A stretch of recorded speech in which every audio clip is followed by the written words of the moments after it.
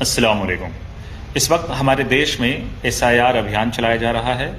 SIR यानी special intensive review voter list के लिए चलाए जा रहे हैं। इस अभियान में एक रेनेसा मुझे देखने को मिल रहा है, एक जागरण, जो जागरूकता हमारे लोगों में आ रहा है, हमारे देश के नागरिकों में, वो ये कि वो अपने पेपर को लेकर के, अपने दस्तावेज को लेकर के वो जागरूक बन रहे हैं।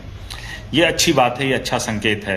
एक और अच्छा संकेत इसमें दिख रहा है कि लोग एक दूसरे को समझा रहे हैं सोशल मीडिया के जरिए, यूट्यूब के जरिए, ज़मीनी स्तर पे भी, ग्रामीण लेवल पे, ब्लॉक लेवल पे कैंप लगा के लोगों को समझा रहे हैं कि कैसे फॉर्म भरना चाहिए, क्या क्या चीज़ों का ख्याल रखना चाहिए। ये अच्छी बात है, लेकिन कुछ ऐसी गलती तो आपने शायद नहीं कर रखी है जिसकी वजह से आने वाले कल में आपके बच्चे भुक्तभोगी होंगे।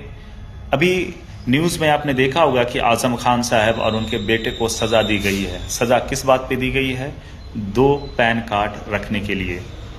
वैसे तो जब आप सर्वे करेंगे, रिसर्च करेंगे, तो पाएंगे कि इस मुल्क में हजारों, लाखों नहीं, करोड़ों लोगों ने 2-2 पैन कार्ड बना रखे हैं, लेकिन सजा किसको मिली है?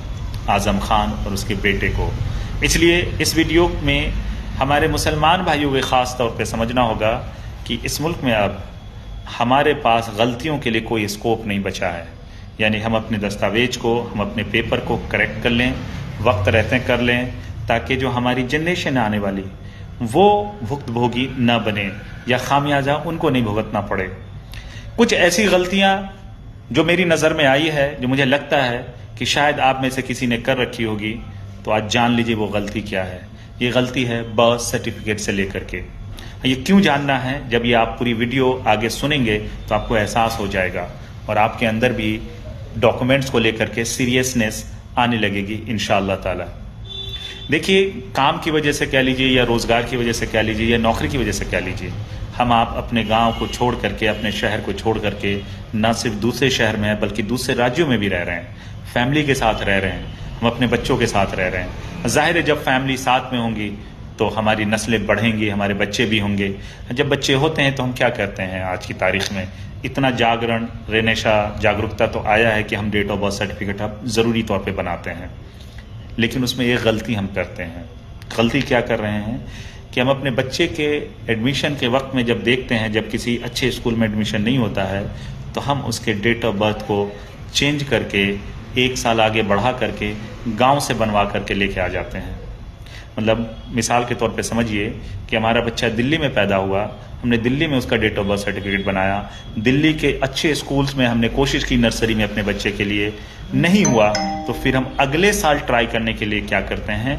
दूसरा बर्थ सर्टिफिकेट बनाते हैं और हम गांव से बना लेते हैं। हमें ये लगता है कि चलो गांव से बना लिया है, इस डेट ऑफ बर्थ सर्टिफिकेट को कौन देखने जा रहा है। यहीं पे आप गलती कर रहे हैं। समझना ये आपको आज कि पिछले 10 सालों में गवर्नमेंट ने जो कुछ अच्छे काम किए हैं, उनमें एक अच्छा काम यह है कि उन्होंने अब सेंट्रलाइज सर्वर बना दिया है और सेंट्रलाइज वेबसाइट है। आप पासपोर्ट अप्लाई करने जाएं, आप वोटर लिस्ट अप्लाई करने जाएं, आप ड्राइविंग लाइसेंस अप्लाई करने जाएं, या आप date of birth certificate apply करने जाएं, इवन कि आप डेथ सर्टिफिकेट, मतलब डॉक्यूमेंट, सरकार से रिलेटेड कोई भी डॉक्यूमेंट आप अप्लाई करने जाएंगे तो अब ऑफलाइन नहीं होता है। इवन कि आप आंगनबाड़ी में भी अपना फॉर्म जमा करेंगे भर करके, तो वो भी अपलोड सर्वर पे ही होगा, ऑनलाइन ही अप्लाई होगा। अब कुछ भी ऑफलाइन नहीं होता है। और जब एक दफ़ा ऑनलाइन डॉक्यूमेंट सबमिट होता है तो वो सेंट्रल सर्वर में जाके जमा होता है। इसलिए आपने देखा होगा कि तमाम डॉक्यूमेंट्स के लिए अब कॉमन वेबसाइट होता है, सेंट्रलाइज वेबसाइट होता है, और वहाँ आपको स्टेट सेलेक्ट करना पड़ता है।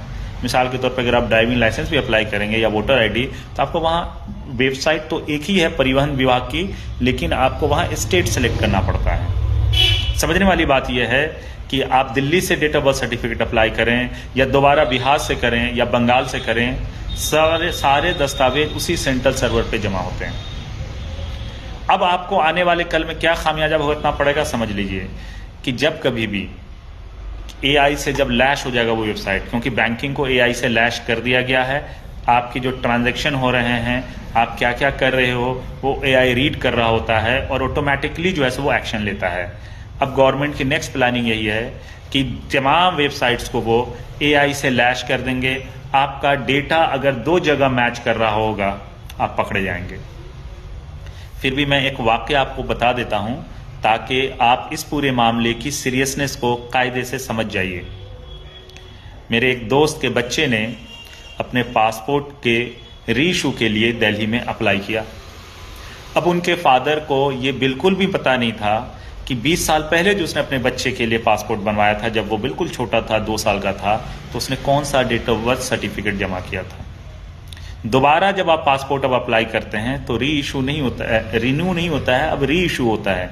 मतलब जैसे न्यू पासपोर्ट के प्रक्रिया होते हैं, सेम वही प्रक्रिया के तहत जो है सो री इशू होता है।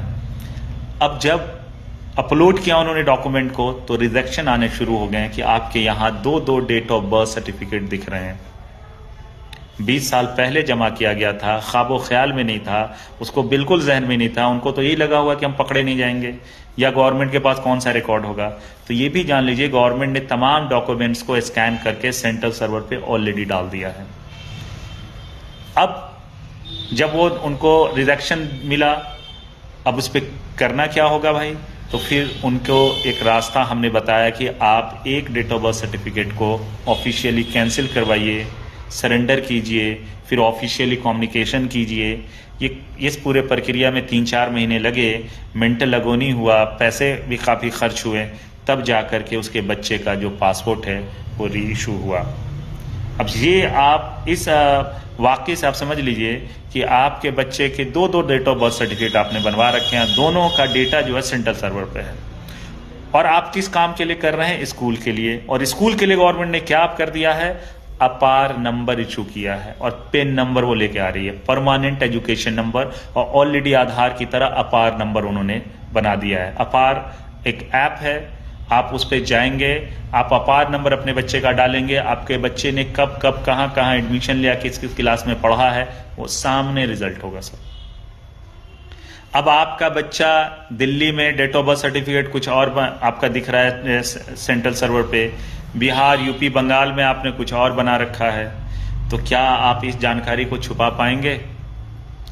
तो मेरे इस वीडियो का मकसद आपको ये समझाना है SIR के इस दौर में कि आप संभल जाइए।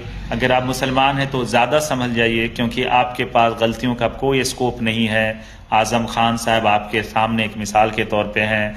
आप ऐसी गलती मत करिए जिससे आप तो इस दुनिया में चले जाएंगे, लेकिन आपके बच्चे इसके भुगतभोगी होंगे, या आपके बच्चे या आपकी नस्लें खामियाजा भुगतेंगी। अगर इस तरह की गलती की है तो उसे वक्त रहते सुधार लीजिए, एक डॉक्यूमेंट को कैंसिल करवा लीजिए। देखिए, गलती को एक्सेप्ट करने कोई बुराई नहीं है, इसमें आप छोटे नहीं हो जाएंगे, लेकिन अगर इसको छुपाने की, ढकने की कोशिश करेंगे तो अब ये मुमकिन नहीं है, क्योंकि तमाम दस्तावेज, तमाम डेटे, तमाम आंकड़े सेंट्रल सर्वर पे ऑलरेडी मौजूद है। चलिए, इंशाल्लाह अगले वीडियो में मैं आपको इसी तरह की फिर अच्छी जानकारी लेकर आऊंगा जो बाकी लोग आपको नहीं दे रहे होंगे। पूरा सोशल मीडिया इस वक्त SIR के प्रोसेस कैसे भरना है, कैसे करना है, उसी में मशगूल है। किसी को ये नहीं समझ में आ रहा है कि आपने जो पीछे क्या क्या गलतियां डॉक्यूमेंट्स को लेके कर रखी है और क्या आपको आगे नहीं करना है, ये भी मैसेज कन्वे होना चाहिए। जो लोग SIR के लिए कर रहे हैं वो भी कमाल कर रहे हैं, अच्छा काम कर रहे हैं, लेकिन ये ऐसी गलतियां हैं जिसको आइडेंटिफाई करना ज़रूरी है और आप तक पैगाम पहुंचाना ज़रूरी है। इसलिए इस वीडियो को लोगों तक पहुंचाइए, बताइए कि भाई आप डेट ऑफ बर्थ वाले में या ड्राइविंग लाइसेंस बनाते हैं, या आप पासपोर्ट बनाते हैं, या कोई भी डॉक्यूमेंट अब आप सरकारी डॉक्यूमेंट के लिए अप्लाई करते हैं, तो सेंट्रल वेबसाइट है अब आप 4 जगह से अप्लाई मत कीजिए, और अगर कर रखा है तो उसको आप जल्द से जल्द सुधार लीजिए। चलिए, अगले वीडियो में फिर हम हाजिर होंगे, तब तक के लिए आप मुझे इजाजत दीजिए। जय हिंद, जय भारत।